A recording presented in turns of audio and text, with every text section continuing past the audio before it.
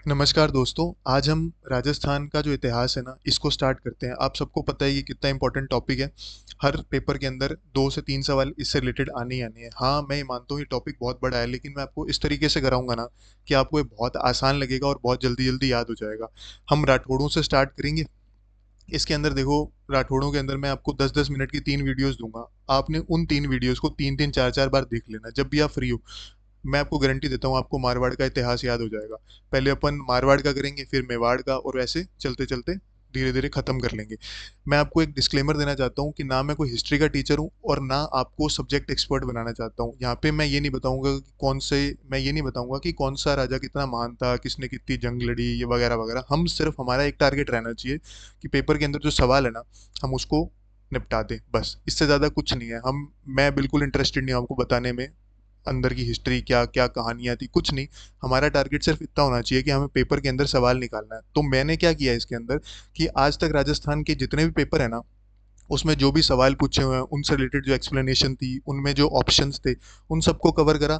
और जो राजस्थान बोर्ड की किताब है उसको कवर किया। इससे बाहर कुछ नहीं जाएगा, मेरी बात मान के चलना। मैं ट्रस्ट मी गाइस, आप जो मैं आपको पढ़ा रहा हूँ ना, आप सिर्फ उतना पढ़ लो, आपका काम हो जाएगा। सब्जेक्ट एक्सपर्ट बनना है तो वीडियो मत देखना। सिर्फ पेपर के अंदर सवाल निकालना है ना, कम टाइम में आउटपुट ज़्यादा चाहिए, तो बस जो मैं कह रहा हूँ उसको फॉलो करो, आपका काम हो जाएगा। मारवाड़ के इतिहास से चलिए अब स्टार्ट करते हैं हम। तो मारवाड़ आपको रीजन पता है? सबसे पहले तो आपको पता होना चाहिए मारवाड़, वैसे तो आपको पता होगा मारवाड़ किसको बोलते हैं। जोधपुर के आसपास का जो रीजन है ना, जोधपुर हो गया, बाड़मेर हो गया, जालोर हो गया, पाली हो गया, नागौर हो गया ना, इस रीजन को हम मारवाड़ रीजन बोलते हैं। ये आप मैप में देख सकते हैं, इसको मारवाड़ बोलते हैं। अब इसमें हम स्टार्ट करेंगे। मारवाड़ रीजन में ना, पता है किसने राज किया? राठौड़ों ने राज किया। तो अब पहला सवाल यह आ जाता है कि भाई ये राठौड़ आए कहाँ से थे, है ना? इसकी दो थ्योरीज हैं। पहली वाली जो है ना, देखो, उत्तर प्रदेश के अंदर एक जगह है कन्नौज, वहां पे एक जाति रहती थी गढ़वाल। ठीक है, तो कुछ लोग कहते हैं कि ना ये गढ़वाल से ना, यही जब मारवाड़ में है ना तो राठौड़ बन गए। ठीक है, पहली पॉइंट क्लियर हो गया कि उत्तर प्रदेश के अंदर जगह है कन्नौज, कन्नौज में जाति रहती थी गढ़वाल, और वो गढ़वाल जो थे ना, वो जब मारवाड़ आए तो वो राठौड़ बन गए। ठीक है, और जो मनोत नैन्सी है ना, उसने इस थ्योरी को सपोर्ट किया। ठीक है, और जो सेकंड ओपिनियन है, वो ये कहते हैं कि साउथ इंडिया के अंदर एक जाति थी राष्ट्रकूटास, जब वो मारवाड़ के अंदर आए ना तो वो राठौड़ बन गए। ठीक है, दोनों आपको याद होगी, एक कन्नौज वाली थ्योरी है और एक साउथ इंडिया वाली थ्योरी है। बिल्कुल क्लियर है बात।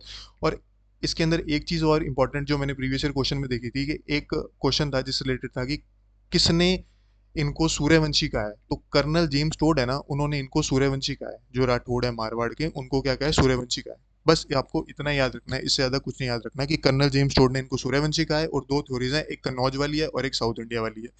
चलिए अब आगे चलते हैं। अब इसमें जो पहला राजा आता है ना, उसका नाम था राव सिया। राव सिया मारवाड़ का पहला राजा है। ठीक है, जो इनका संस्थापक है, राठौड़ वंश का जो संस्थापक है वो कौन है? राव सिया। तो राव सिया को पता है क्या बोलते हैं? आदि पुरुष ऑफ मारवाड़ बोलते हैं। मारवाड़ का आदि पुरुष बोलते हैं। पेपर में ना बहुत बार ऐसे क्वेश्चन आ जाता है।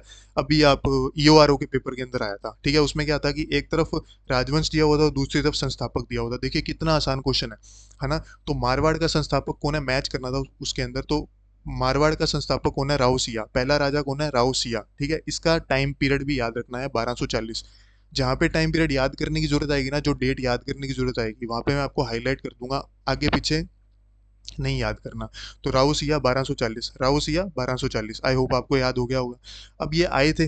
अब कुछ लोग कहते हैं कि उत्तर प्रदेश कन्नौज से आए थे, और कुछ लोग कहते हैं कि ये साउथ इंडिया से आए थे, है ना? तो आए कहाँ आए थे? मारवाड़ आए थे। क्यों आए थे? ये जो पालीवाल ब्राह्मण थे ना, उनकी सहायता करने के लिए आए थे। ठीक है, तो ये याद रखना है कि राउसिया आए थे, पालीवाल ब्राह्मण की सहायता करने आए थे, और यही आदि पुरुष है मारवाड़ की। अब जब आए तो इन्होंने अपनी नई कैपिटल बनाई। कैपिटल का नाम था खेड़। खेड़ कहाँ है? बाड़मेर के अंदर है। और उसके बाद इनकी छतरी कहाँ बनी हुई है? बिट्ठू पाली के अंदर, है ना? इसको बिल्कुल ट्रिक से सिंपल याद कर सकते हो कि आके जब ये आए मारवाड़ के अंदर तो कहाँ पे खड़े हुए? खेड़ के अंदर खड़े हुए। और बैठ कहाँ पे गए, मतलब सेनोटिप कहाँ पे बनी हुई है जो इनकी छतरी है? बैठ मैं ये बीटू पाली के अंदर खड़े हुए, खेड़ के अंदर बैठ गए, बीटू के अंदर राव सिया पहले राजा है। बिल्कुल क्लियर हो गया होगा, 1240 तो आपको याद हो गया होगा। आई होप अब तक तो ये चीज बिल्कुल याद हो गई होगी पहले राजा की। इसके बाद देखो, जो सेकंड राजा आता है ना, उसका नाम था दुहड़। बीच में भी बहुत सारे राजा है, हमें याद नहीं करने। दुहड़ इंपॉर्टेंट है, राव दुहड़, है ना? पहला था राव सिया, सेकंड आता है राव दुहड़। दुहड़ के अंदर सिर्फ एक फैक्ट याद रखना है कि ना, जो राठौड़ वंश है ना, मारवाड़ का राठौड़ वंश है, इनकी जो कुल देवी है ना, उनका नाम है नागनेची माता। उन नागनेची माता की जो मूर्ति है ना वो राव राव दूहड़ लेके आए थे कर्नाटका से, है ना, और उन्होंने इसका मंदिर बनाया था नागनेची माता का। कहाँ पे बनाया था? नागड़ा नागड़ा गांव है, नागड़ा गांव है बाड़मेर के अंदर, वहां पे इन्होंने नागनेची माता का मंदिर बनाया था। तो राव दूहड़ के अंदर सिर्फ एक बात याद रखनी है कि नागनेची माता का जो मूर्ति है कर्नाटका से वो मारवाड़ के अंदर लाए थे। राव दूहड़ खत्म, पहला था राव सिया, सेकंड आ गया राव दूहड़। थर्ड चलते हैं, थर्ड आते हैं मल्लीनाथ जी। मल्लीनाथ जी का आपने बहुत लोगों ने नाम सुना ही होगा, ये राजस्थान के एक बहुत बड़े लोक देवता हैं, है ना। लोक देवता के अंदर अपन इनको वापस से पढ़ेंगे। तो ये असल में एक राजा थे। कहाँ के राजा थे? मारवाड़ के राजा थे। ठीक है, पहला अपन ने देखा था राव सिया, सेकंड देखा था राव दुवड़, थर्ड देख रहे हैं मल्लीनाथ जी। मल्लीनाथ जी लोक देवता थे। पहले तो मल्लीनाथ जी राजा ही थे, लेकिन बाद में क्या हुआ कि अपनी रानी, रानी का नाम था रूपा दे, ये मैंने रेड कलर में हाईलाइट करके लिखा है, रूपा दे के प्रभाव में आके ना ये अपना सारा सिस्टम छोड़कर ये राजपाट छोड़ के संत बन गए थे। ठीक है, और इनकी जो कैपिटल थी ना उसका नाम था मेवनगर। मेवनगर बाड़मेर के अंदर है। ठीक है, तो इसके अंदर क्या क्या क्वेश्चन पूछे हैं मैं आपको बता देता हूँ कि ऐसे कौन से राजा हैं जो लोक देवता भी थे? मारवाड़ के मल्लीनाथ जी हैं। ऐसे कौन से राजा हैं जो अपनी वाइफ के इन्फ्लुएंस में आकर अपना राजपाट छोड़ के संत बन गए? वो भी मल्लीनाथ जी हैं। ये सवाल पूछा हुआ है, मैंने आपको बता दिया। इनकी कैपिटल क्या थी? मेवनगर थी। बिल्कुल सिंपल। पहले मैं फिर से रिवाइज करा देता हूँ। राव राव सिंहा जो थे इनकी कैपिटल क्या थी? खेड़, और सेनेट ऑफ बीटू के अंदर बनी हुई है ना। उसके बाद दुहड़ आए थे, दुहड़ के अंदर इंपॉर्टेंट फैक्ट, सिंपल सी बात है, नागनीची माता की फोटो मूर्ति लाए थे ये। उसके बाद मल्लीनाथ जी जो एक लोक देवता थे। अब नेक्स्ट इंपॉर्टेंट राजा आता है राव चूंडा। इसका टाइम पीरियड याद कर लेना, 1394 से 1423। एक रफ आइडिया ले लो एग्जैक्टली, बस इतना याद रखना है कि 13 मतलब कि 14वीं शताब्दी के लास्ट की, 14वीं शताब्दी के स्टार्टिंग की बात है ये। क्या बोलेंगे, स्टार्टिंग बोलेंगे, लास्ट 14 सेंचुरी के स्टार्टिंग की बात है। ठीक है, जब ये आए थे। ठीक है, अब इसके अंदर आपको याद रखना है कि इससे पहले जो थे मल्लीनाथ जी थे ना, उनके पास एक जागीर थी सालोरी गांव की। वो उन्होंने मल्लीनाथ जी ने इनको दी थी, राव चूंडा को। मल्लीनाथ जी ने सालोरी गांव की जो जागीर थी वो राव चूंडा जी को दी थी। ठीक है, अब राव चूंडा जी ने क्या किया कि ना प्रतिहारों की जो रानी थी ना उससे शादी करी और मंडोर इनको दहेज में मिल गया। तो राव चूंडा चूंडा ने क्या किया? प्रतिहारों की रानी से शादी करी और मंडोर इनको दहेज में मिल गया। ठीक है, अब ये क्वेश्चन पूछा हुआ है, ये क्वेश्चन का अभी रिसेंट आरएएस 2024 का पेपर हुआ ना, उसके अंदर पूछा था कि स्टेटमेंट थी कि राव चुंडा को जो मंडोर था ना वो दहेज में मिला था। देखो बिल्कुल सिंपल क्वेश्चन है ना, ये यहीं से उठ के आया था।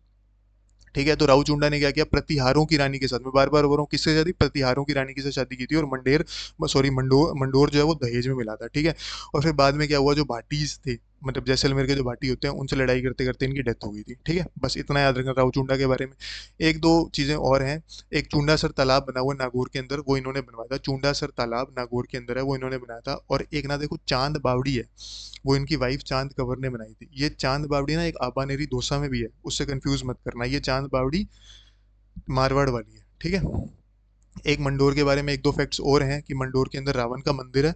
जो रावण की वाइफ थी मंदोदरी, है ना, वो यहीं से थी, मंडोर से, ऐसा कहा जाता है पुरानी कथाओं में। रावण का मंदिर है। और मंडोर के अंदर क्या है ना, दशहरा सेलिब्रेट नहीं करते।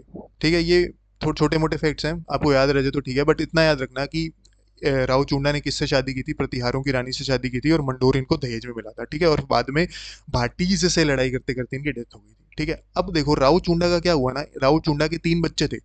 पहला था कान्हा, सेकंड था रणमल, और एक इनकी बेटी थी हंसाबाई। इनको अपन सीक्वेंस में देख लेते हैं। सबसे पहले आए, देखो जब राव चुंडा जी की डेथ हुई तो उनका जो बड़ा बेटा था कान्हा, वो राजा बना। ये फिर से भाटी से लड़ते लड़ते मर गया ना। पहले सबसे पहले राजा बना कान्हा।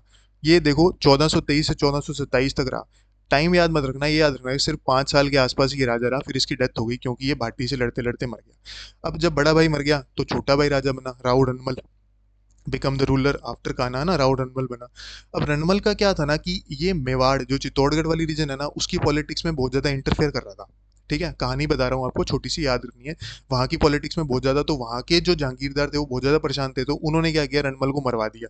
ठीक है, तो एक भारमल्ली था, उसकी हेल्प से उन्होंने क्या किया, जो मेवाड़ के जागीरदार थे, भारमल्ली की हेल्प से उन्होंने रणमल को मरवा दिया। अब देखो राजा मर गया ना, तो मेवाड़ वालों को ना इनडायरेक्ट कंट्रोल, मेवाड़ है ना, मेवाड़ का इनडायरेक्ट कंट्रोल मारवाड़ के ऊपर भी अब आ गया।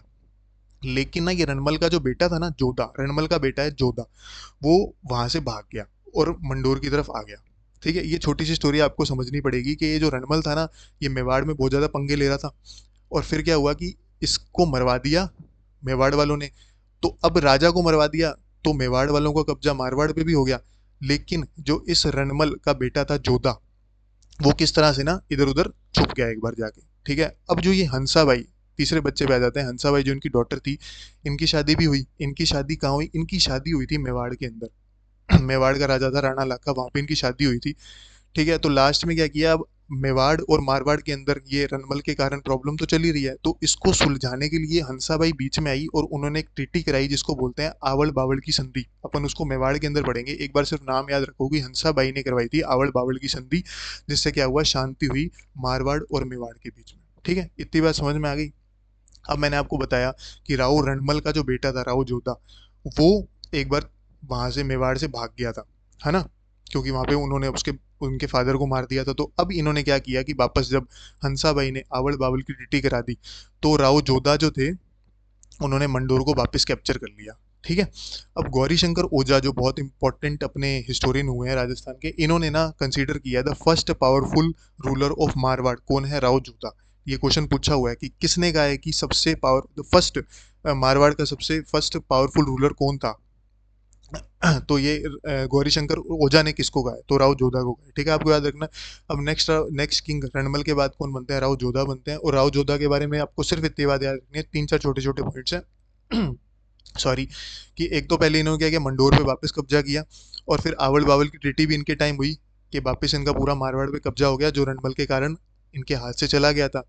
ठीक है, अब ये डेट याद रखनी है आपको, 1459। 1459 है ना, 1459 के अंदर क्या किया इन्होंने, मेहरानगढ़ का फोर्ट बनाया। मेहरानगढ़ का किला कहाँ पे बनाया, चिड़िया टूक हिल है, वहां पे बनता है। और इसकी जो फाउंडेशन स्टोन था ना, वो करनी माता ने रखा था।